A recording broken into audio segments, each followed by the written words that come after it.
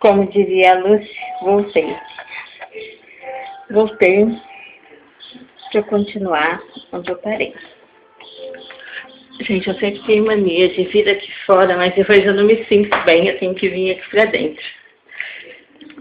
E, continuando, eu só pausei naquele momento para o vídeo não ficar muito longo, mas o Mauro teve 4 fraturas na bacia, ele abriu o punho, ele teve uma fratura no crânio, ele perdeu o rim, perdeu o baço.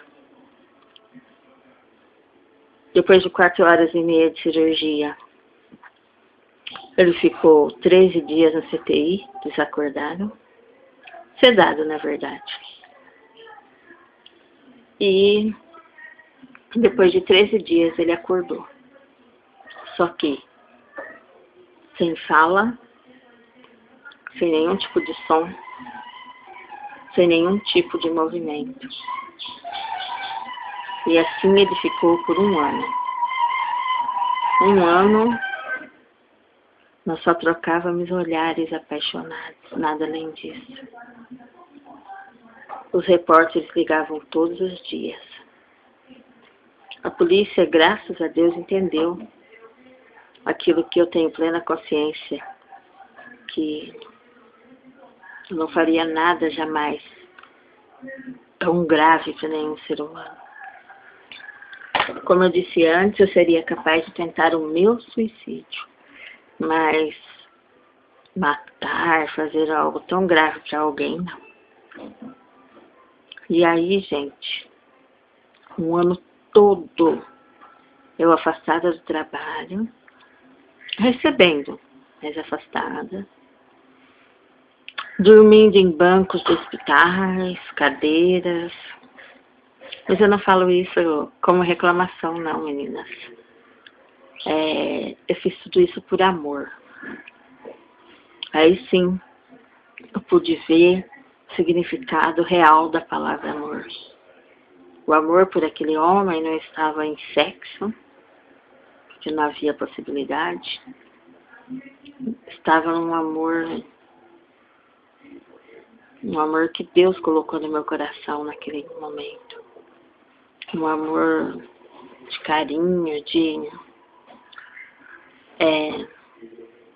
não vou nem falar, não era de dó, não era de compaixão, era de amor mesmo. Eu e os meus filhos, juntos, nós cuidamos desse homem. Cuidamos das suas feridas. Eu aprendi, para quem sabe os termos técnicos, eu aprendi a manusear uma sonda nasentérica, uma sonda para alívio urinário.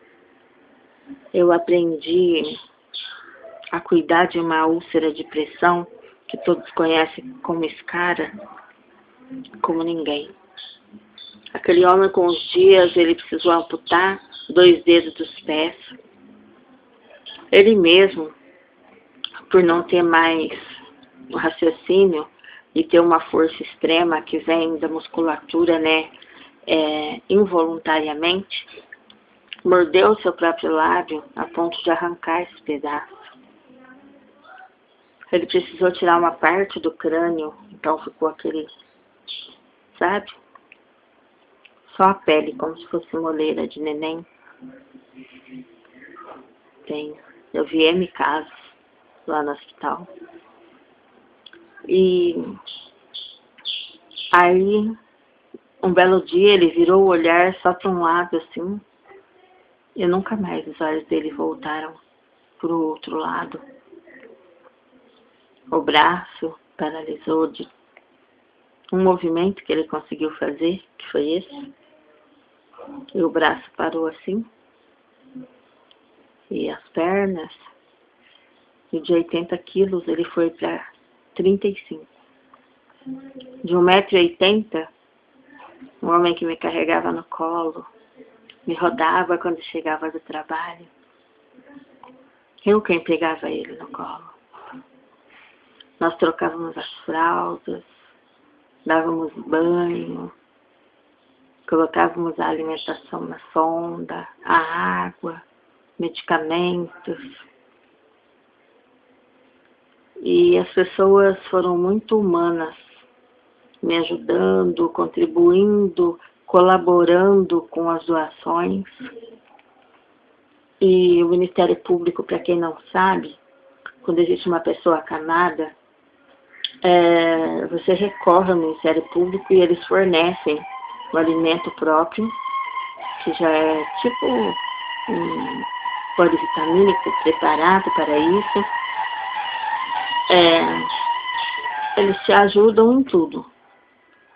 Eu consegui, através de terceiros, cama hospitalar, luvas, espátulas, enfim, tudo que um acamado precisa. E continuei amando aquele homem. No dia 17 de julho de 2006, mais exatamente às 21h40, o Mauro faleceu. E 2 dias antes, dia 15 de julho, meu neto nasceu no mesmo hospital. Mas, quando eu deixei no ar a pergunta se é um ser humano que nos faz feliz, é porque eu queria, depois de contar essa história, deixar claro para vocês que existe um Deus. Eu sei que eu ainda preciso muito para me aproximar dele da maneira correta. Porque se eu ainda tenho essa tristeza, esse vazio, e eu não sei essa coisa no meu coração, é porque falta algo. Mas ele sabe todas as coisas. Tanto sabe que um belo dia alguém chegou em mim e disse: Lúcia, você precisa deixar o Mauro um pouco sozinho. Você o tempo todo fica aqui no hospital, ou quando ele está em casa, você está lá com ele.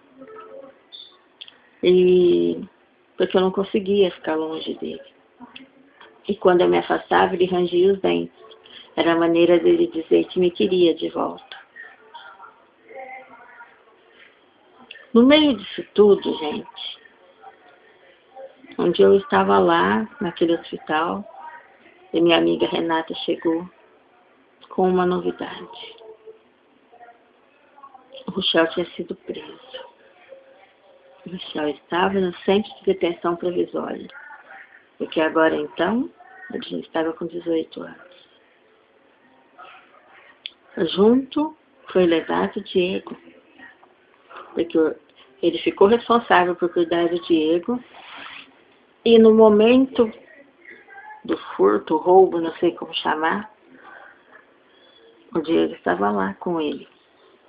E levaram também o Diego. Foi difícil para mim, mas eu fui lá, eu consegui, trouxe meu filhinho de volta. E o Rochel teve que ficar, porque ele era maior, e ainda por cima considerou-se que... me fugiu o nome agora. Corrupção de menores. E aí eu tinha que encarar que eu tinha um filho preso, que eu tinha outros 3 filhos, e que eu tinha o meu amor para cuidar, e meu neto estava para nascer, e são coisas muito fortes da minha vida, gente. Mas aí vamos voltar a quase um pouco antes da morte do Mauro. Quando essa pessoa me disse: você precisa deixar o Mauro ir para sua casa, moça, porque esse moço só tem o espírito. A carne dele já se foi, ele está aqui, ele está sofrendo. E ele só ainda está aqui por amor a você. O seu amor prende esse homem na terra.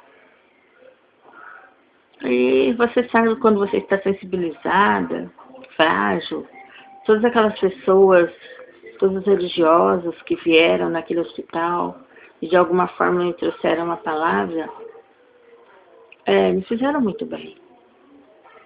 E eu ouvindo esse homem, fiquei com aquilo na cabeça. E não sei o porquê, mas no dia seguinte que ele tinha me dito isso, ele me disse isso no domingo, que é comum aos domingos os religiosos visitarem os hospitais. Na segunda de manhã, o médico me disse que o estado de saúde do Mauro piorou muito e que o mais provável é que ele não passaria daquele dia. E aí, quando foi à noite que eu tomei a decisão de ir para casa, e eu chamei um mototáxi e pedi para vir um rapaz chamado Henrique. Era um negrão que eu já conhecia, só que chegando lá fora do hospital eu vi um baixinho do outro lado da rua, numa moto, e ele ficou um tempo lá parado, e eu fiquei do lado de cá aguardando o Henrique, e vi que ele não vinha. Eu disse: moço, você é mototáxi? Ele falou: você é Lúcia? Eu falei: sim. Ele disse: não, o Henrique não pode vir, ele pediu para eu vir. E eu, na moto, fui conversando com esse mototáxi, contando as coisas que estavam acontecendo e tal, que eu sou tagarela demais. Só que eu sou uma tagarela que gosta de falar de mim, né? Não sou aquela pessoa que gosta de ficar falando da vida alheia, eu gosto de falar de mim. Eu fui contando para aquele moço o que estava acontecendo e tal e tal. E eu tô assim, resumindo, gente, tem partes aí que eu pulei. Depois, se houver interesse de vocês saberem outros detalhes, vocês me deixem nos comentários, porque eu tô tentando, assim, amenizar também a sobrecarga de vocês ficarem ouvindo e tal, né? Mas tem coisas até que eu pulei para resumir um pouco, né? E aí, esse homem se tornou nosso amigo, um companheiro, assim, de amizade muito legal, um homem que depois precisou de uma ajuda minha, eu precisei da ajuda dele, e ficamos amigos. Depois de um tempo da morte do Mauro, lógico, eu tinha que voltar à minha vida normal. Eu só fui chorar e sentir muito um tempo depois que ele faleceu, que eu senti: agora eu não tenho mais ele. Mas mesmo assim, até hoje, às vezes eu sinto saudades do Mauro. Meu marido sabe disso, e não há por que discutirmos ou termos qualquer problema por conta disso, porque é um homem que morreu, ele não vai voltar, né? E aí, gente, contando do meu amigo, nós ficamos amigos, ele ajudando a minha família, não tínhamos nada de relacionamento, e até que um dia a gente se viu no forró. A gente se via quase todos os dias, porque ele, embora ele fosse mototáxi, ele tinha um carro também, então se a gente precisasse de uma carona, precisasse ir a algum lugar, a minha filha com o bebê recém-nascido, então ele estava sempre ali, disponível, né, comendo pelas beiradas, vamos dizer assim. E aí eu fui me encantando e me envolvendo com esse homem, me apaixonando, e ele hoje é meu atual companheiro. O nome dele é Deusimar. Me apaixonei pelo Deusimar muito. Eu chamava ele de Deusinho, o meu Deusinho. E ele era um pai, era um amigo, era um amante, era... Nossa, meu tudo. Soube, assim, como tratar com os meus filhos, comigo.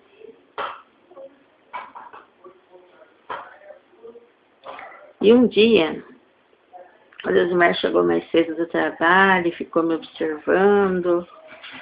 E eu não entendi. Mas no dia seguinte eu entendi tudo. Ele chegou novamente um pouco mais cedo e disse: nega, que é assim que ele me chama, precisamos conversar. Entramos no quarto. Eu vou resumir um pouco porque Foi uma longa conversa.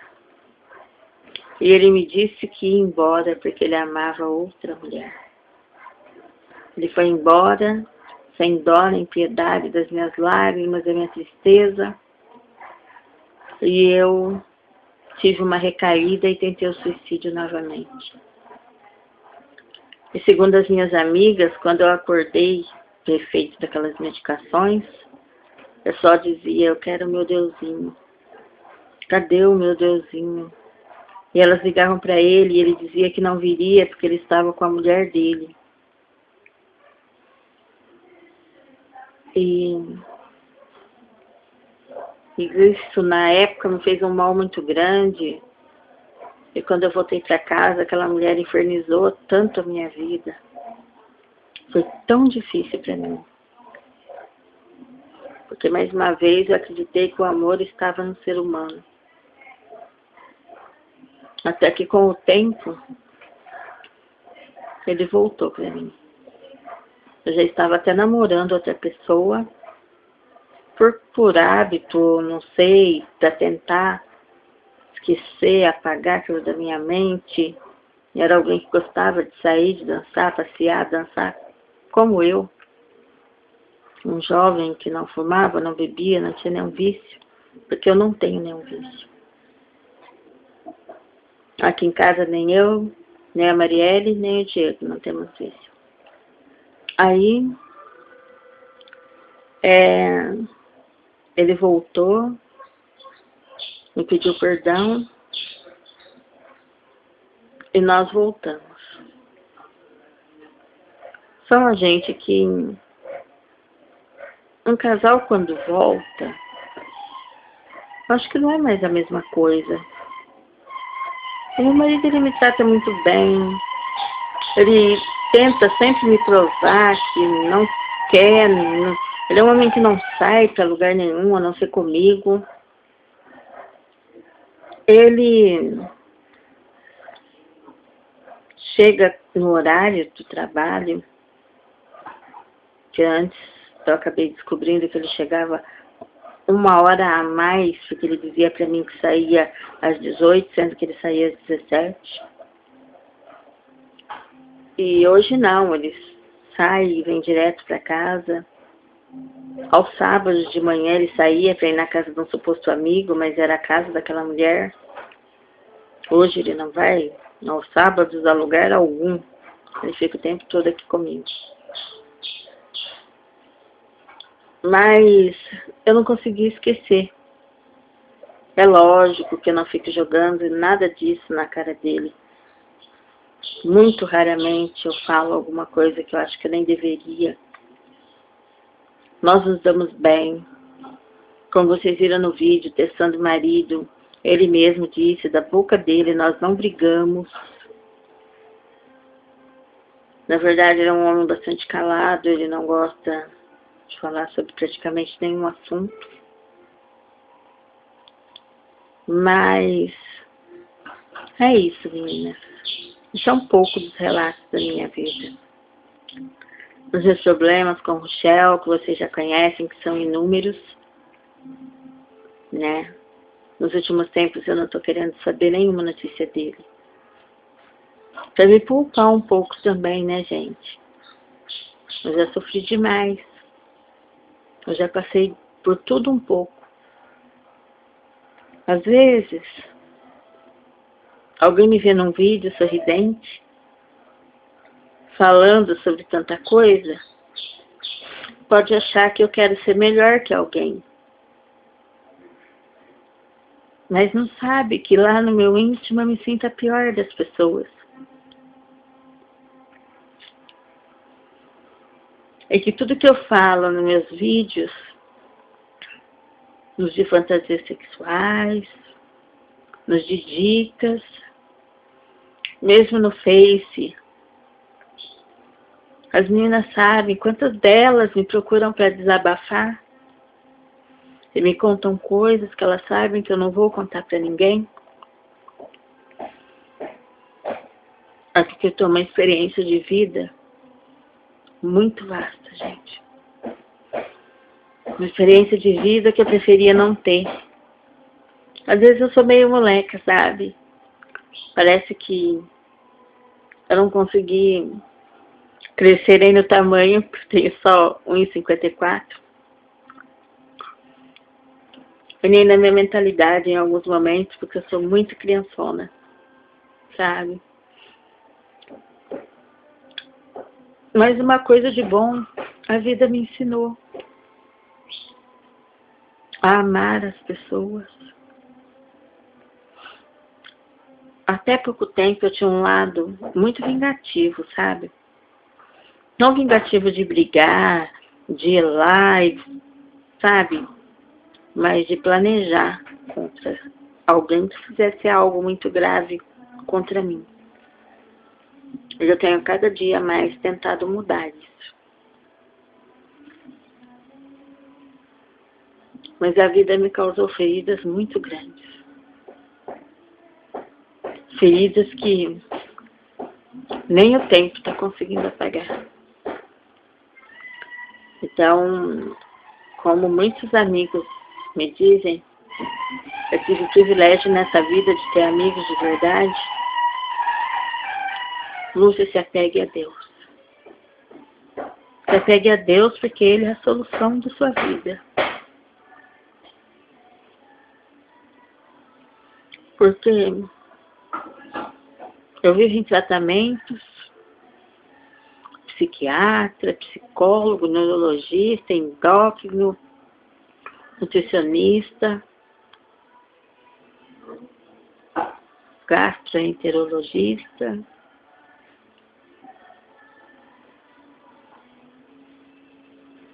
urologista, um monte de gista na minha vida, né, gente? E tratamentos, medicamentos. Hoje eu sou uma pessoa que, se eu guardar uma chave, um dinheiro, um objeto, eu não lembro mais aonde eu coloquei, porque, segundo o médico, é consequência da medicação para dormir, porque se eu não tomar remédio para dormir, eu não durmo. Pela manhã eu tenho um mal-estar sem explicação, que eu não consigo nem levantar.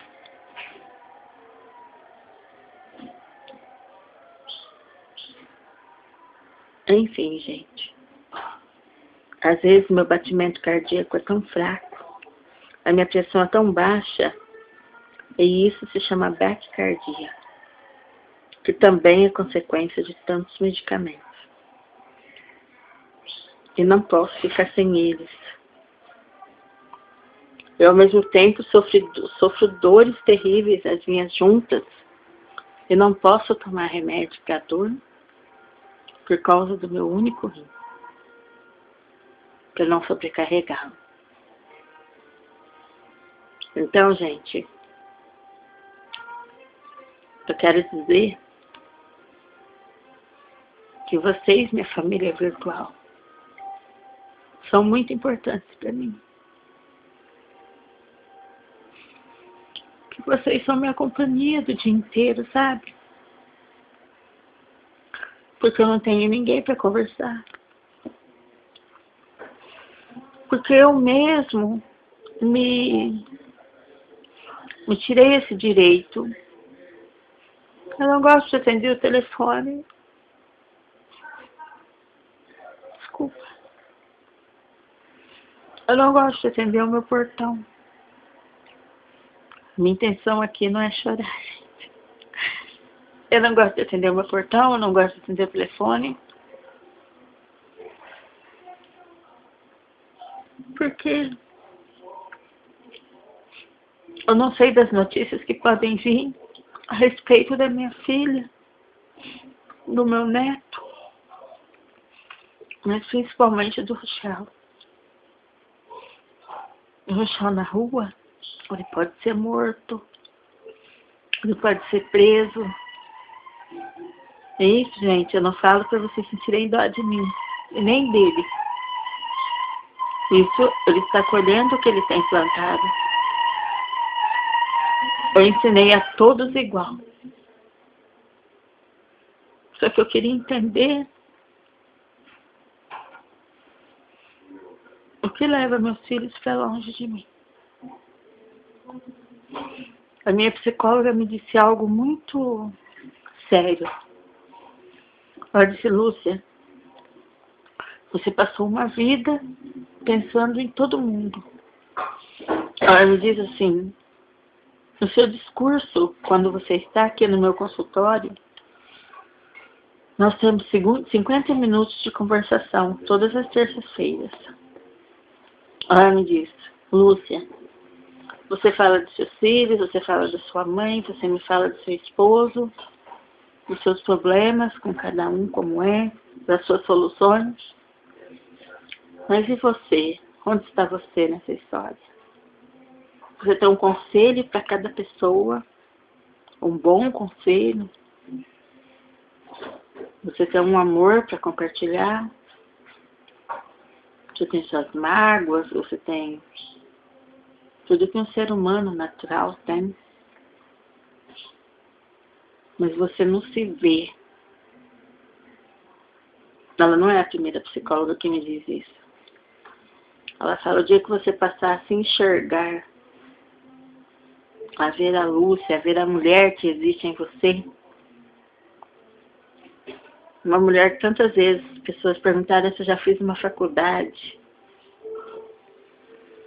Porque eu procurei atingir um nível de inteligência não melhor que ninguém, mas pela humildade que eu vivi, eu aprendi muito. Muito com a vida.